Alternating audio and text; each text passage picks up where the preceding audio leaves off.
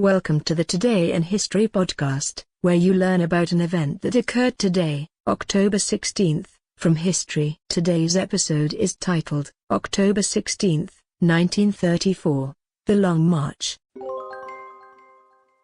The embattled Chinese communists break through nationalist enemy lines and begin an epic flight from their encircled headquarters in southwest China.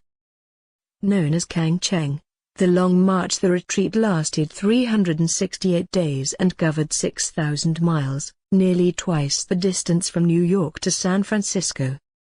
Civil war in China between the Nationalists and the Communists broke out in 1927.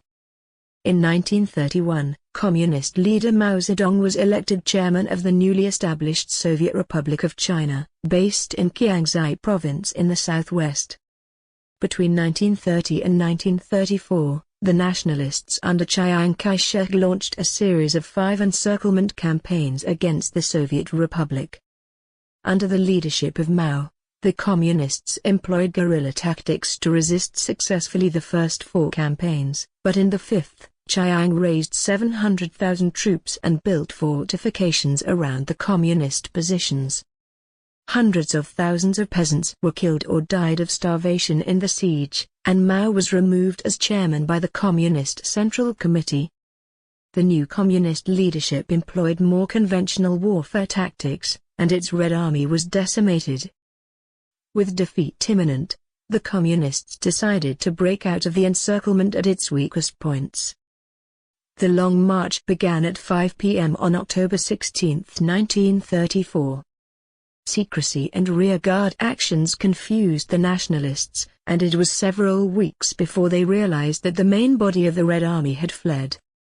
The retreating force initially consisted of 86,000 troops, 15,000 personnel, and 35 women. Weapons and supplies were borne on men's backs or in horse-drawn carts, and the line of marchers stretched for 50 miles. The Communists generally marched at night, and when the enemy was not near, a long column of torches could be seen snaking over valleys and hills into the distance. The first disaster came in November, when Nationalist forces blocked the Communists' route across the Jiang River. It took a week for the Communists to break through the fortifications and cost them 50,000 men, more than half their number.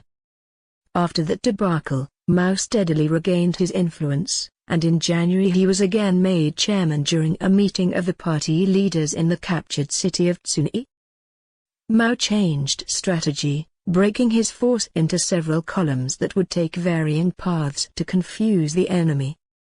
There would be no more direct assaults on enemy positions, and the destination would now be Jiangxi province, in the far northwest, where the Communists hoped to fight the Japanese invaders and earn the respect of China's masses. After enduring starvation, aerial bombardment, and almost daily skirmishes with Nationalist forces, Mao halted his columns at the foot of the Great Wall of China on October 20, 1935. Waiting for them were 5 machine gun and red flag-bearing horsemen. "Welcome, Chairman Mao," one said. "We represent the Provincial Soviet of Northern Jiangxi. We have been waiting for you anxiously.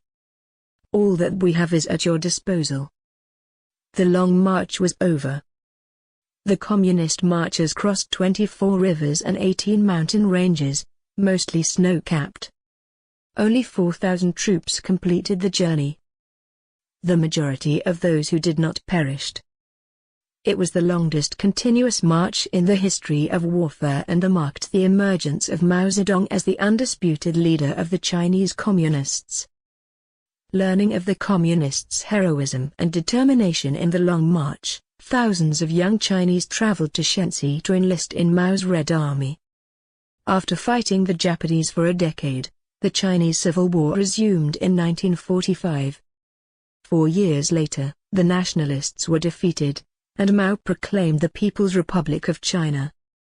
He served as chairman until his death in 1976. Today's historic event is provided by History.com.